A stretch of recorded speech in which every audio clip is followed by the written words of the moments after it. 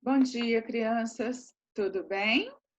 Vamos para a nossa aula de história. Vamos começar a unidade 5, que fala marcos históricos e seus registros, tá?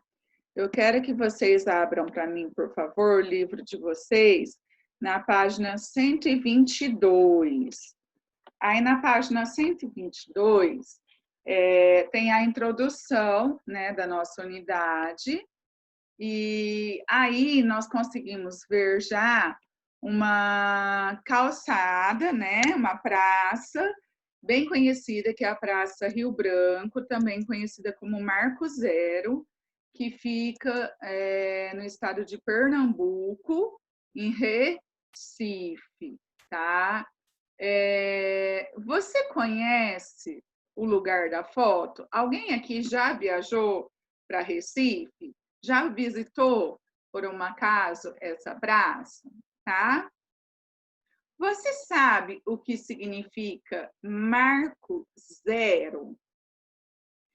Qual a relação entre um marco zero e a história de um lugar? É isso que nós vamos ver nesta unidade número 5. Página 124. O que são marcos zero? Nossa história é construída dia a dia, com o passar do tempo e nos lugares que frequentamos. Em nossa vida, presenciamos diversos acontecimentos que nos transformam momentaneamente ou permanentemente. Esses acontecimentos podem nos trazer tanto alegria quanto tristeza, ou mesmo nos ajudar na superação de desafios. Quando algo assim acontece, dizemos que esse evento nos marcou e fez com que nós nos transformássemos de alguma forma. Um marco na vida da maioria das mulheres, gente, é o nascimento de um filho, né? Então, o nascimento de um filho marca muito a história da mulher, a história da mãe. E o nascimento de um outro irmão também é um acontecimento marcante, ou seja, que marca para a criança que está ganhando o irmãozinho ou irmãzinha. Olhem aí o rostinho da menininha, que é a irmã que está olhando, né? E acabou de ganhar uma irmãzinha, né? A expressão dela de felicidade, a gente consegue observar bem. Continuando, aí na página 125, família e escola, é tarefa. Você já vivenciou algum acontecimento que transformou a sua vida e de sua família? Converse com sua família sobre isso e, em seguida, registre a memória desse acontecimento no espaço a seguir. Então, é tarefa. Precisa postar no AVA? Não, não precisa postar no AVA, tá? Podem fazer, mas não precisa postar. Você já parou para refletir sobre os acontecimentos que mudam a história de um lugar? Ou ainda, por que alguns acontecimentos transformam hábitos, costumes e até a maneira como as pessoas se organizam e vivem em sociedade? Quando esse tipo de evento ocorre, ele passa a ser chamado de marco zero. Trata-se de um acontecimento de grande importância para um grupo social ou para a sociedade. Por exemplo, que nós estamos vivenciando os dias de hoje, essa pandemia de coronavírus, ela é um marco histórico, né? Ou seja, vai ficar marcado na nossa história tudo isso que está acontecendo, que nós estamos vivenciando, tá? Os marcos históricos são resultados das ações de homens, mulheres e crianças. Essas ações são únicas, por isso marcam a vida das pessoas e a história do local onde vivem. Já os relatos, a escrita, os documentos, as pinturas, as esculturas e as construções, por exemplo, que preservam a história desses acontecimentos, ajudam-nos a lembrar deles. Estes são chamados de registros de memória. Vamos conhecer mais sobre eles? Então, aí, agora, nós vamos ver na página 126 a origem da cidade de São Paulo, tá? Em 1549, chegaram ao Brasil padres jesuítas portugueses, ou seja, vindos de Portugal, pertencentes a uma ordem religiosa chamada Companhia de Jesus. Companhia de Jesus. Esses padres, eles tinham como objetivo ensinar e espalhar a religião católica para os habitantes de outras partes do mundo. No começo, os jesuítas mantinham um colégio na vila de São Vicente, localizado no litoral, que pertence hoje ao estado de São Paulo. Mas a intenção de catequizar indígenas levou-os para terras que ficavam longe do litoral, para o Planalto e para áreas habitadas por diferentes etnias. Etnias são grupos de pessoas diferentes, tá, gente? Antigamente a gente falava raças, mas hoje nós falamos em etnias. O objetivo de catequização dos índios e as condições favoráveis de novas turmas para a agricultura e para a criação de animais motivavam os padres jesuítas a transferirem o colégio para uma dessas áreas, que recebeu o nome de Vila de São Paulo de Piratininga, dando origem, em 1554, à cidade de São Paulo. A cidade, tá, gente? Atualmente, o pátio do colégio é um centro histórico e cultural que preserva documentos importantes sobre a fundação e história da cidade de São Paulo. Aqui em cima, gente, nós conseguimos observar aí, ó, é uma pintura, um óleo sobre tela, tá? Do antigo colégio dos jesuítas. Esse foi o primeiro que eles construíram na Vila de São Vicente, tá? E aqui, né, é o atual prédio do pátio do colégio na cidade de São Paulo. Nós podemos observar que anteriormente ele era bem maior, né? As ruas eram de terras,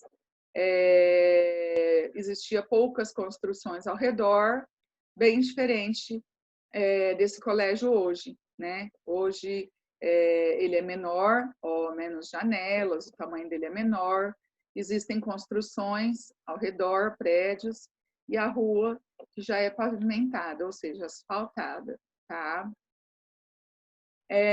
Então, agora tem a questão número 1 aí, que fala assim, quem eram os jesuítas? Qual era o objetivo da ordem religiosa a qual eles pertenciam? Conforme nós acabamos de ver, os jesuítas eram os padres católicos. E o que eles queriam? Eles queriam catequizar as pessoas, ou seja, eles queriam pregar o catolicismo pelo mundo, tá? Número 2, compare os dois registros da memória do pátio do colégio. A pintura, que é a primeira, e a fotografia. E responda, quais transformações podem ser observadas nessa construção que simbolizam a fundação da cidade de São Paulo? Como você chegou a essa conclusão? Pessoal, que eu acabei de conversar com vocês, né? Observando as duas imagens, nós vemos que o pátio do colégio antigamente era bem maior, né, do que o atual. Nós podemos perceber a rua de terra, né? E nós podemos perceber ao redor do colégio como é bastante diferente, tá? Então, tá aí, comparando as imagens, podemos perceber que o prédio antigo era maior e a rua de terra. E no prédio atual, existem construções ao redor dele, tá? Continuando, a herança holandesa. Quando os portugueses iniciaram a produção de açúcar nos engenhos localizados no Nordeste brasileiro, logo eles se tornaram os maiores produtores do mundo. Essa rica produção despertou o interesse dos holandeses, que por isso invadiram o Brasil 2 vezes. A primeira vez foi em 1624, na cidade de Salvador, mas eles foram expulsos 1 ano depois pela população local.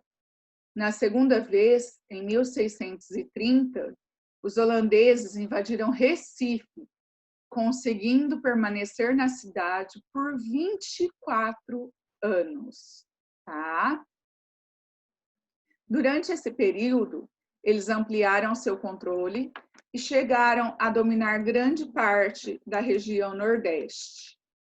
Para administrar esses domínios, enviaram para o Brasil um conde alemão conhecido por Maurício de Nassau. Maurício de Nassau promoveu várias transformações em Recife para que a cidade se tornasse o mais parecido possível com o lugar de onde ele veio, ou seja, da Europa. Em Recife, ruas foram pavimentadas e pontes e canais foram construídos para evitar inundações. Também foram criados hospitais, bibliotecas, estradas, escolas e até mesmo um jardim botânico.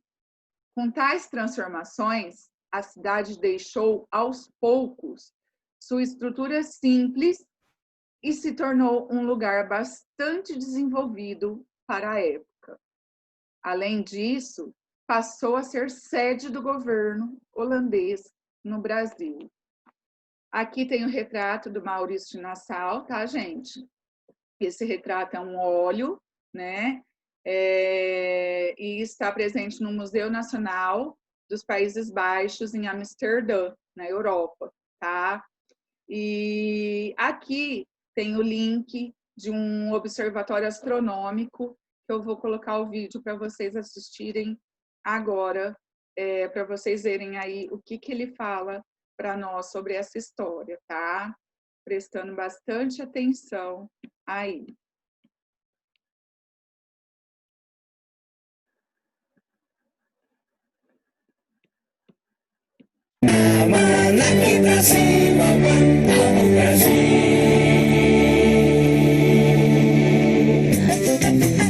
Observatório Astronômico. As conquistas do Brasil holandês. Em 1630, os holandeses invadiram o Brasil e ocuparam uma parte do Nordeste. Maurício de Nassau chegou a Pernambuco em 1637, nomeado pela Companhia das Índias Ocidentais governador das terras conquistadas ou a conquistar no Brasil.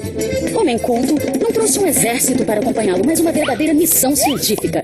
Sua comitiva era formada por médicos, pintores, poetas, arquitetos, naturalistas e astrônomos. Entre eles estava o alemão Georg Marcgrave. astrônomo, botânico e cartógrafo. Em 1639, ele instalou um telescópio sobre o telhado do Palácio de Maurício de Nassau.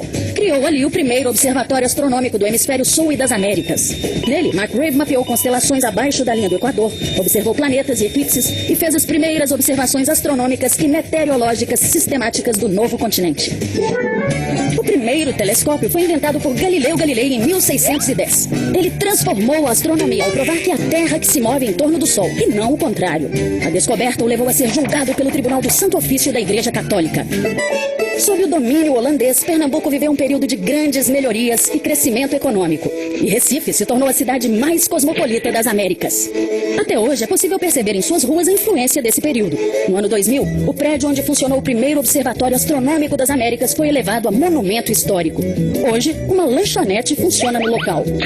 Depois de muitas conquistas, Maurício de Nassau deixou o Brasil, levando para a Europa inúmeras recordações das terras brasileiras. Os holandeses foram expulsos em 1654 e o Nordeste brasileiro voltou para a mão dos portugueses. Bem, mas esta já é uma outra história de almanaque. Então, crianças, conforme vocês viram aí, eu mostrando um pouquinho para vocês da história da luneta, né, e o observatório, né, que foi criado para que eles pudessem fazer as observações pertinentes da época, tá?